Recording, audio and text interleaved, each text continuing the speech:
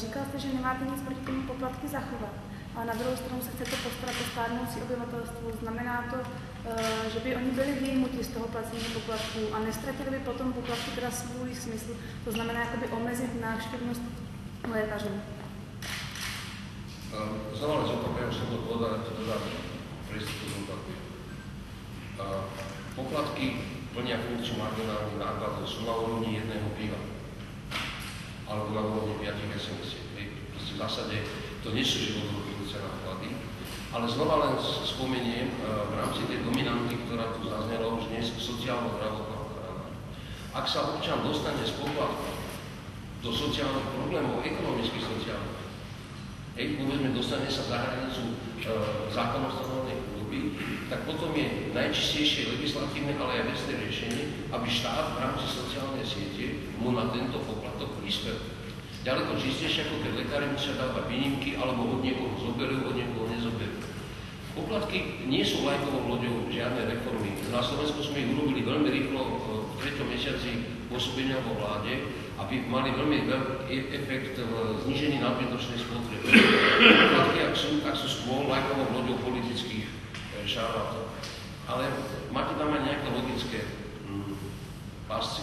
Poviem príklad, nedávno som čítal, že jeden z opozičných politikov pripustil, ja ho menovať nebudem, myslím, otvorene poviem, nebudem robiť PR, pripustil, že teda on by tie poplatky zrušil, ale že by bol ochotný si zaplatiť za nadštandard. Vy ste dali otázku, ja som zabudol reagovať. Teda predpokladám, že nadštandard ubytovania a stravy.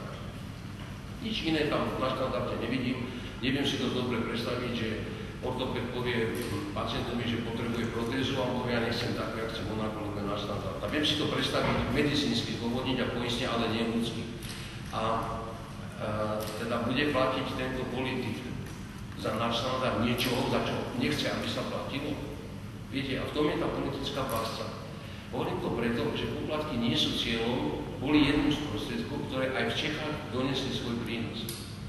Pokiaľ sa politická väčšina v parlamente rozhodne a poplatky zruší, české zdravotníctvo sa ako neohrozilo to. Ale je to veľmi dobrý príklad.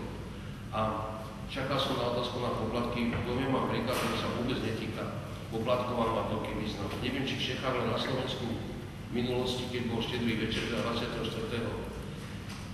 decembra, alebo ak chcete, prosince, providery tých najväčších telefónnych mobilných sietí podali, no keď je teda ten Boží sviatok, tak dnes budete SMS-kovať zadarmo. SMS-ka nestojí nič, myslím, že stojí niečo na úrovni koruny.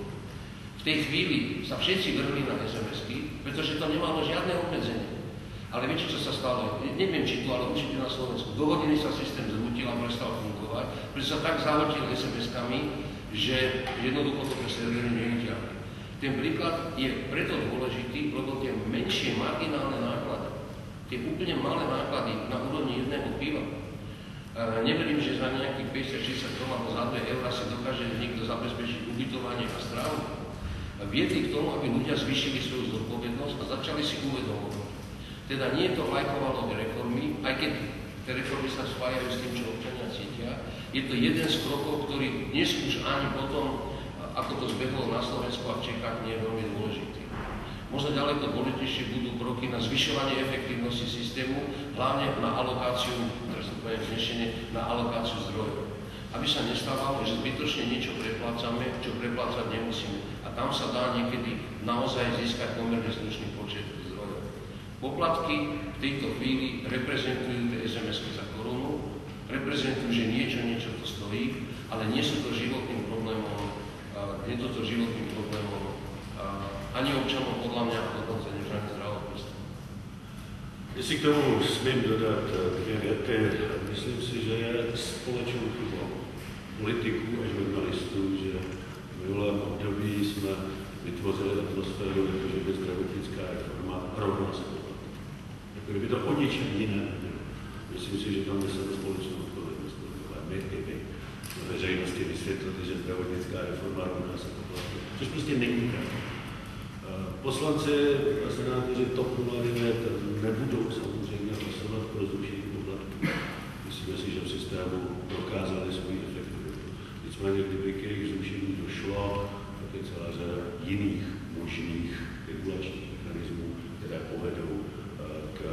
vyšší odpovědnosti všech účastníků zdravotnického systému, jak poskytovatelů, tak pacientů. Proto tady konkrétně v pilířích zdravotnické reformy, které připravujeme, hovoříme skutečně o tom, co je důležité, nikoliv o tom, co je navíc.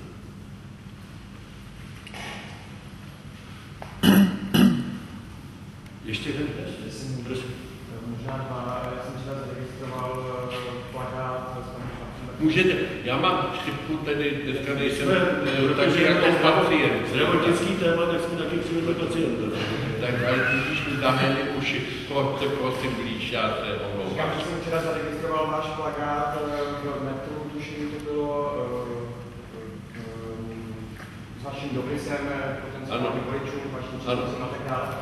Kapil tedy správně, že už jste začali předvolební kampaň, vy jste říkali, že byste i zveřejnili... Já bych to ještě nenazval úplně volební kampaň, to můžeme teprve začít, až se naši občané vrátí z Chorvatska nebo z Libio nebo od českých rybníků na své normální bydliště a pracoviště. Tady jde spíše, abychom uvedli v povědomí naší stranu, uvedli naše logo, uvedli naše kandidát, prostě se představili, už jsme na světě a už jsme v plné práci. Tušíte, kolik do té kampaně investujete, jste říkali, že když tak scháníte ještě sponzory, že budete o tom informovat, jak se ta kampaň rozvede. A jestli můžu ještě poslední věc, dovedete se představit, na těch členech kandidátech jsou i někteří bývalí členové KDU-ČSL, i pan Kalousek, dovedete si představit v tom volebním období případnou i spolupráci na vládní bázi s KDU-ČSL? Otázky na koalice odpovídá pan předseda, já si jenom dovolím podotknout, že jsme slíbili, že tento týden začneme zveřejňovat na internetových stránkách naše pozory, co slibujeme, to také plníme, vzhledem k tomu, že je čtvrtek, tak máme ještě 3 dny čas a rozlišťujeme, že tento týden skutečně začneme uveřejňovat poděkováním všem, kteří nás podpořili. A tomu, že skutečně jsou na kandidátkách někteří bývalí členové KDU-ČSL, no ono po 20 letech v politice, ti, kteří se politikou zabývají a jsou nyní aktivní, tak obtížně naleznete někoho, kdo se nikdy nějak neangažoval. Já bych jenom někde zaprotestoval proti titulkům, kterých jsem v některých českých médiích četl, že kandidátky TOP 09 budou Schwarzenberg plus převážně bývalí lidovci. A myslím, že když to shrneme, tak kandidátky povedou 3 bývalí členové vlády Mirka Topolánka a 6 bývalých členů KDU-ČSL. Přestože jsem bývalý ministr financí, myslím, že dokážu počítat ještě natolik přesně, že vím, že 6 není převážně 14. Na otázku s obožní koalicí, prosím, nech odpověď pan předseda. Tedy něco řeknu do voleb, tady koalice uzavřeme a povolební koalice veškeré spekulace než výsledek 9. večer jsou vždy zbytečné. Já jsem zde v zahraničí, Francii, Německu, Rakousku často sledoval s tamnějšími přáteli volební výsledky a předtím se spekulovalo o koalicích. Vždy potom se změnila situace. Potom to uvažování o povolební koalici dnes považuji za naprosto zbytečné. Pač nejdřív musí rozhodnout suverén. A to je volič. Když on rozhodne, podle toho se musí usnesnit, podle toho budou ty koalice. Ale předtím o tom spekulovat naprosto víme, s kým nebudeme dělat koalici, ale s kým bych eventuálně udělali, to uvidíme teprve na večer 9. nebo 10. rána. Dámy a pánové, my vám děkujeme za pozornost. Těšíme se.